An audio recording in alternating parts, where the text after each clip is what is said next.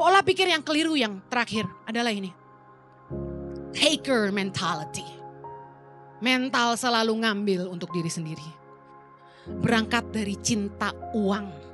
Pengkhotbah 5 ayat 10 berkata, siapa mencintai uang tidak akan puas dengan uang.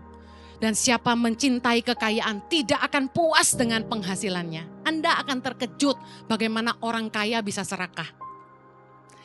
Orang kaya bisa menindas orang lemah. Orang kaya bisa lebih perhitungan daripada orang susah. Orang kaya bisa lebih pelit daripada orang miskin. Anda akan terkejut. Karena mentalitas taker tidaklah melihat Anda kaya atau miskin. Tapi cara berpikir is all about mindset. Perilaku orang yang cinta uang. Mari cek dirimu. Pelit atau kikir. Fokus kepada kepentingan atau keuntungan diri sendiri. Kerja terus gak pernah libur. Toko gak pernah tutup. Selalu perhitungan.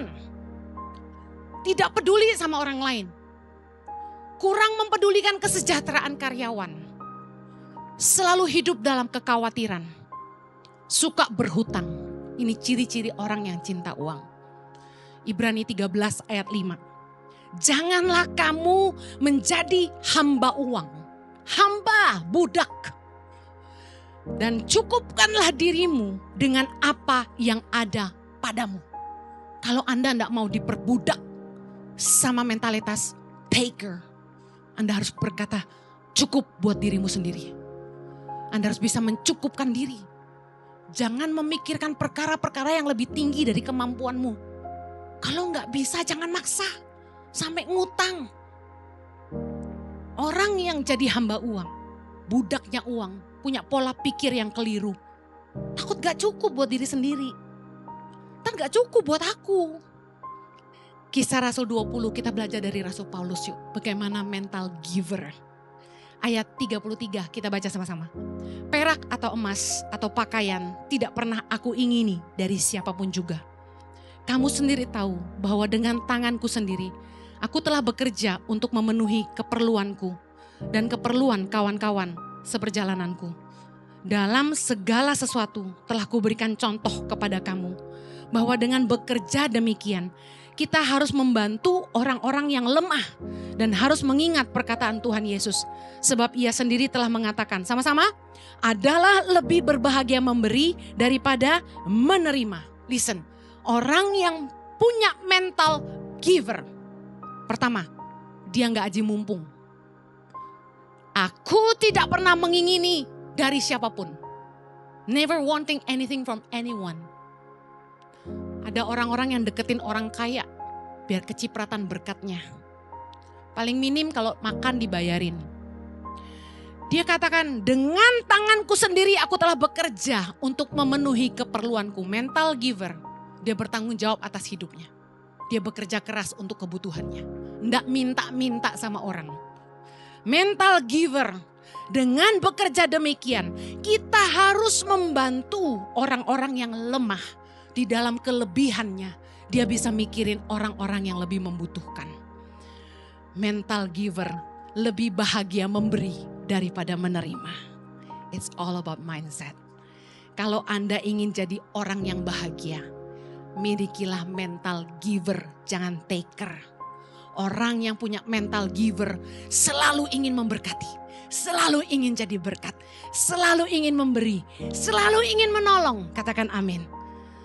Orang-orang yang bermental giver itu bisa melihat kepentingan orang banyak di atas kepentingan pribadi.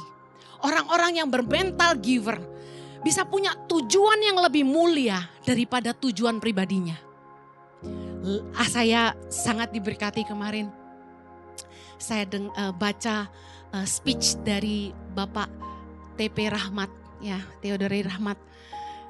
Dikatakan gini, ada satu statementnya yang keren banget. Less for self, more for others, enough for everyone. Cukuplah, dia bilang less for self itu artinya gini, jangan mikirin diri sendiri. More for others, kita peduli orang lain. Memastikan semua cukup, enough for everyone. Orang yang cinta uang akan punya mental taker, selalu ngambil untuk dirinya sendiri. Fokusnya pasti kepentingan diri sendiri, keuntungan dirinya sendiri. Yang penting gua untung. Gak peduli orang lain buntung. Orang yang punya mental taker disuruh pelayanan akan berkata begini, what's for me? Untungnya apa buat saya? Dengar, 1 Korintus 10 ayat 24 berkata, jangan seorang pun yang mencari keuntungannya sendiri, tapi hendaklah tiap-tiap orang mencari keuntungan orang lain. Kalau Anda buka bisnis, jangan hanya mikir berapa profit yang Anda bisa dapat. Seberapa cepat bisa balik modal. Jangan itu motivasinya. Kalau Anda mau mikirin bisnis, pikirin gini, produk apa yang bisa nolong hidup orang banyak. Karya apa yang bisa berdampak buat hidup orang banyak. Saya kasih tahu, kalau produkmu menolong hidup orang banyak, pasti laris.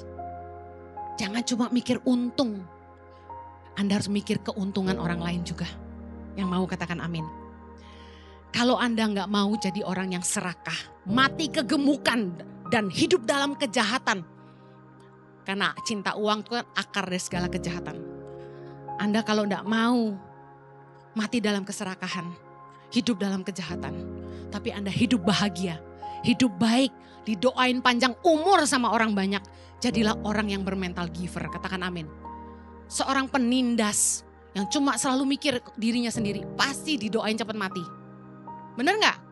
Kalau Anda ngerugiin orang, Anda disumpahin gak kira-kira? Tapi kalau Anda suka nolong orang, aduh Anda kasih duit lebih aja ke tukang parkir, dia bilang gini, Anda umur panjang ya ibu. Saya langsung bilang amin.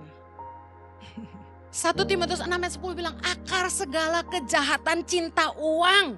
Sebab oleh memburu uanglah beberapa orang menyimpang dari iman dan menyiksa diri dengan berbagai duka. Orang yang mentalnya taker, cinta duit, itu hidup dalam kejahatan, menyimpang dari iman dan menyiksa diri dengan berbagai duka. Udah pasti. Saya mau akhiri. Mindset kita gak boleh taker. Mindset kita harus giver. Rubah cara pikir yang keliru. Katakan saya harus jadi berkat. Saya harus memberkati. You know, saya hidupi filosofi ini. Saya gak mau mati kegemukan. Saya gak mau begitu saya tua, saya kolesterol jantungan. Karena itulah, sebagai gembala, tiap kali dikirimin makanan sama jemaat, sama pengerja, sama teman, saya tuh kebanjiran gak pernah kurang. Oleh-oleh dari seluruh dunia saya udah pernah rasa. Saya kasih tahu, saya selalu ambil 1 potong, hanya gigit separuh dan separuh buat suami saya. Selebihnya kita kasih ke anak-anak asrama, selebihnya kita kasih ke pengerja-pengerja, selebihnya kita kasih ke staff full time ICI dan YTP. Mereka kenyang, mereka udah nyobain coklat dari seluruh dunia. Banyak orang gini, kan ini mahal loh. Heran kalau yang murah dan gak enak kita bagi-bagi ya. Baju udah luntur, gak jelas kita kasih orang ya, bener gak? Tapi coba kalau Anda punya mental giver, Anda gak lihat harganya. Ketika Anda makan enak, meskipun barang itu mahal, Anda pengen orang lain juga merasakannya. Amen. Saya gak pernah pelit. Apapun di rumah saya boleh dimakan. Sama siapapun. Orang yang kerja di rumah saya, makan apa yang kami makan, tidak pernah dibedakan. Dan saya tidak pernah miskin saya. Karena memberi.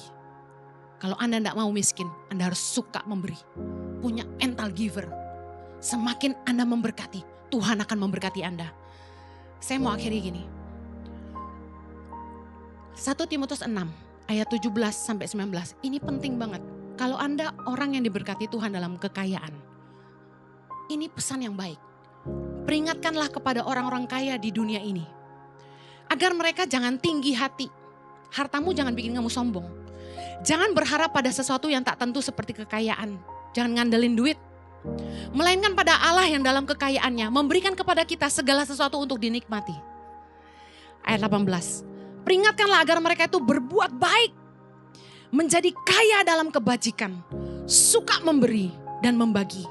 Dan dengan demikian mengumpulkan suatu harta sebagai dasar yang baik bagi dirinya di waktu yang akan datang untuk mencapai hidup yang sesungguhnya. Hidup yang sebenarnya. Bicara soal kekekalan. Kita ini mati tidak akan bawa apa-apa. Harta kita tidak bisa kita bawa. Tapi kalau kita rajin membagi, rajin memberi, itu akan jadi dasar bagi hidup kita di kekekalan, kata firman Tuhan. Sama seperti yang Yesus katakan, menabunglah bagimu pundi-pundi yang tidak akan pernah dimakan rayap, tidak pernah karat. Kalau engkau rajin memberi. Saya mau akhiri. Satu hari Tuhan ingatkan saya. Tuhan bilang gini, Heni, tahu gak kenapa aku percaya sama kamu? Terus aku diam. Tuhan bilang gini, karena kamu tidak pernah menahan. Kamu tidak pernah menahan. Apa artinya gini? Saya tuh kalau dipercaya Tuhan apa-apa, saya gak simpen buat saya gitu loh. Saya suka bagi-bagi. Saya suka berkati orang. Saya dapat PK. Saya beli oleh-oleh. Buat anak-anak asrama, buat guru-guru tangan pengharapan. Buat staf-staf ICI, buat staf-staf YTP. Saya selalu rindu gini. Mereka gak bisa pergi ke luar negeri seperti saya. Saya pengen mereka ngerasain sesuatu dari sini. Itu pemikiran saya. Saya gak pusing tuh kalau PK saya habis hanya demi beli oleh-oleh gitu.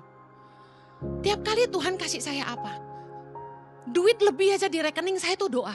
Tuhan, ini mau buat apa? Saya harus berkati siapa? Gatel saya tuh tangannya kalau gak transfer gitu. Saya langsung doa, Tuhan ingetin si A saya transfer. Tuhan ingetin si B saya transfer. Ini bukan pamer. Tapi Tuhan tuh selalu bikin saya mikirin orang lain. Nolong orang lain. Ada guru-guru pedalaman tangan pengharapan. Mereka harus sekolahkan adik-adik mereka. Gaji mereka berapa? Mereka ngajukan pinjaman ke kami.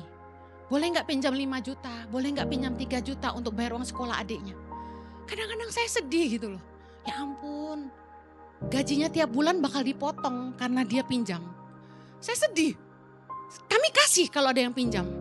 Tapi seringkali kami tutupi. Udah gak usah. Udah bantu bayar adikmu sekolah. Ada yang mau perbaiki rumah orang tuanya. Butuh berapa? 5 juta.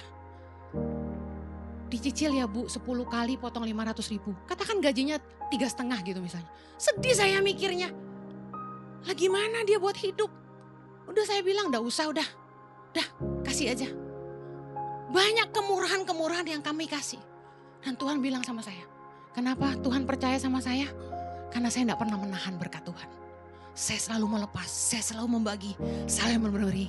Dan orang-orang di sekitar saya bisa merasakan berkat Tuhan mengalir dalam hidup mereka. Saya pernah punya staff yang saya kirim ke NTT. Menjadi pemimpin di sana.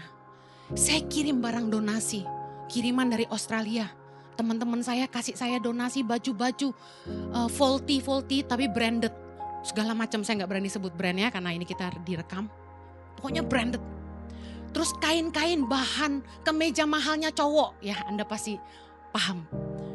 Saya kirim ke NTT, bayangin. Gak saya ambil buat jahit baju saya, enggak. Saya kirim semua satu kontainer ke NTT. Saya bilang tolong bagikan ke masyarakat, bagi ke semua desa. Apa yang terjadi ketika saya pergi ke sana? Barang-barang itu ditumpuk di gudang dan dikunci.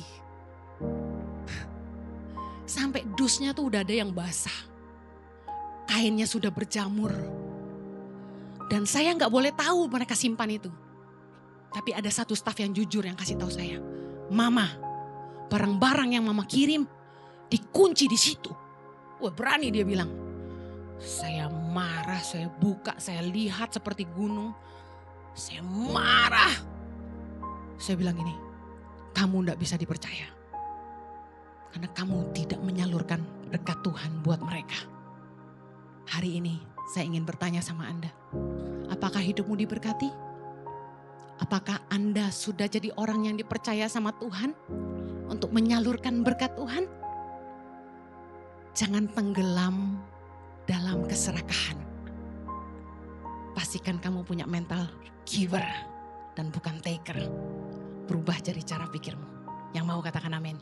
Kita berdoa, kasih karunia Tuhan memampukan kami. Jadi orang yang selalu bisa dipercaya Tuhan. Jadi orang yang mau membagi. Yang mau menolong orang-orang yang lebih lemah. Kami gak jadi orang-orang yang aji mumpung. Orang-orang yang mau mengambil dari orang lain. Tapi kami bekerja keras untuk memenuhi kebutuhan kami. Dan kami mau kelebihan kami bisa menolong orang-orang yang lebih lemah dari kami. Biarlah nama Tuhan dipermuliakan. Karena kami percaya firman-Mu. Terlebih berbahagia memberi daripada menerima. Yang diberkati Tuhan sama-sama katakan.